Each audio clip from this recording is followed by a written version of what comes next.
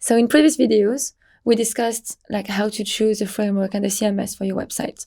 So now maybe it's time to see how are you going to build this website? What's the process to do it?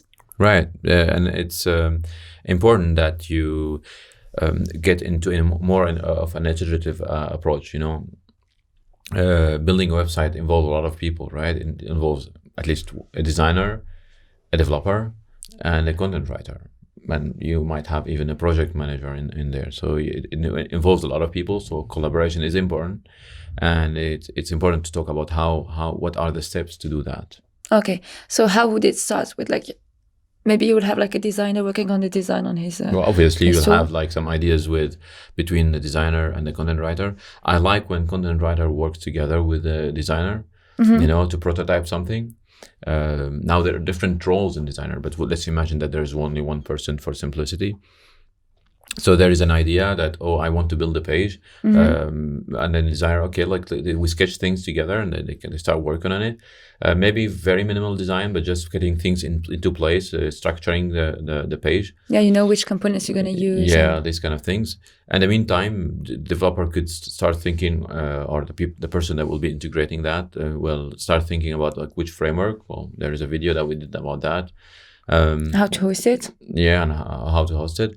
I suggest whenever you start the project, it's good to host it right away, so that you can give a link to the editors so that they can see the progress on that, and they can already work in the meantime. And now we're allowed to do that from date. And now and different others that allow you to do that. So you have a design or some kind of prototype. Then the next step is to start creating like the template in or the modeling in your CMS. Yeah, the modeling in your CMS. So for instance, you see the design, it's a page, you say, okay, I need a big title here in the header, and I need an image. And then I need a section, that's a component maybe, and another section, and so on and so on.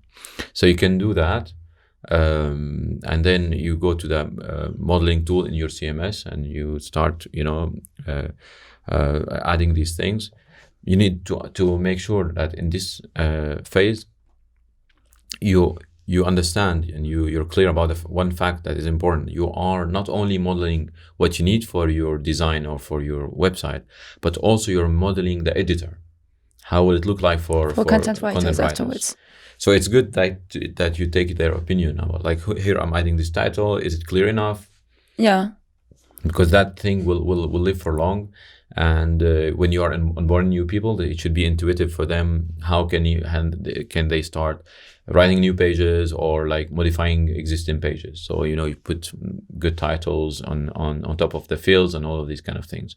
So once you added the fields, you can start implementing. Yeah, you can start implementing, and you can hand it to in the same time in parallel to editors, so that they can fill they create the content, right? So once you have that, you kind of implemented the different components. You had the website that at least prototype built. They filled content.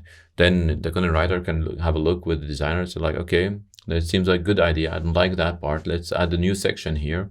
And then you get back to the modeling tool and you kind of add these sections. So you create basically new components. Remove some fields, and you adapt to that, and then you go again and implement it, and you go run around in this kind of iterative process until you get satisfied, and then maybe you do the final touches of design. But I really like this kind of iterative approach, because so basically you iterate till you have all the components or slices in your CMS available, and once you're done and everyone is like happy with the work, the designer and the developer go to another project, and then the content writer is still going to create new content. Right, because they're independent, they know the tool, they design it together with everyone, so they know what they needed for different pages.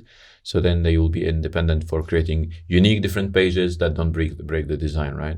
Okay, yeah. And also that iterative approach, the interesting thing about it is that ideas, you can't come up with an idea of a website from scratch and the perfect idea, you need to explore the idea. So for instance, often there is this kind of debate about designers like say, content writers, they're not doing the right content for me. And then the content writers say like, oh yeah, they don't consider my content enough, and back and forth. But I guess the most important thing is like there's an idea to explore. We want to communicate something. You're doing a page to communicate something to the outside. Content writer will have an idea. You put design on top of it. You see, maybe content writer had too much imagination, and maybe with a concrete idea, we'll change his content, and we'll make it shorter. We'll make more different things. Maybe he was over delivering.